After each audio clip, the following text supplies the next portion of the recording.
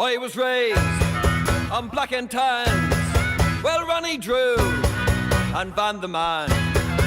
I go off to Mass on Sunday, and then it's back to the pub on Monday. I mean, what are the chances of this planet just being at the right distance from the sun, just the right distance to sustain life? So, if our planet was a little bit further from the sun, we would all freeze to death. If our planet was a little bit closer to the sun, we would all die because it would be too hot to sustain life. Wrong, wrong, wrong, wrong. Wrong, wrong, wrong, wrong. You're wrong, you're wrong, you're wrong. This is one of those silly arguments that will simply not go away, postulating that our planet's position must have been due to divine interference, and that if we were to be any closer or farther away, life would perish. Not too hot, and not too cold. We live in a habitable zone in our solar system, a zone based on where water would freeze or boil depending on the distance. Yes, distance from a star does have an impact on the capability to sustain life, but it is not fully dependent on it.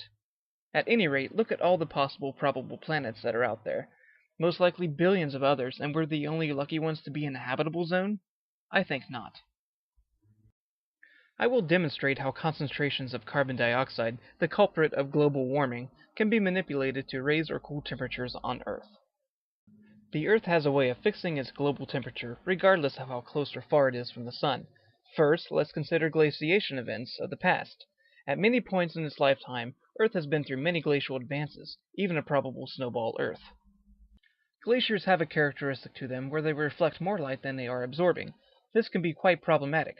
If the Earth is covered mostly by glaciers, it has a potential to not absorb enough sunlight to warm the planet in order to melt the advancing glaciers. More sunlight is reflected, the colder it gets. The colder it gets, the more the ice advances. The more the ice, the more sunlight is reflected, stuck in a seemingly unending cycle. However, there is one thing that the ice cannot stop: volcanoes. Volcanoes continuously spew greenhouse gases, regardless of the global weather. Eventually, carbon dioxide will build up high enough in concentrations to where the atmosphere will trap more heat. Ice begins to melt, and the temperature rises. Conversely, if it were to get too hot, the Earth has a fix for that as well. Consider that too much carbon dioxide will make it hot. So, if the Earth had a way of sequestering CO2, it would in effect cool the atmosphere. And guess what? It does exactly that. Rain collects carbon dioxide as it falls to Earth, interacting to make a weak carbonic acid. This deprotonates to form a bicarbonate, HCO3. The soluble HCO3 is carried by rivers to the sea where it combines, through the action of plants and animals, with calcium to form crystalline calcium carbonate. So the hotter it becomes, the more it rains. The more it rains, the more carbon will be captured and buried as limestones. The less CO2 in the atmosphere, the cooler the temperature will be.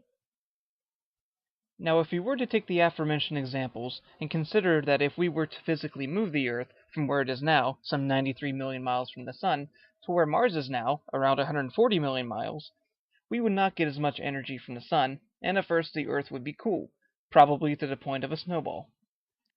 However, given plenty of time, the volcanic activity will emit enough greenhouse gases to trap the little energy received, in effect raising the global temperature very slowly. If the Earth were closer, we'd surely be sweating, but never fear. The many more thunderstorms that we will experience will bury that CO2 and help cool the planet.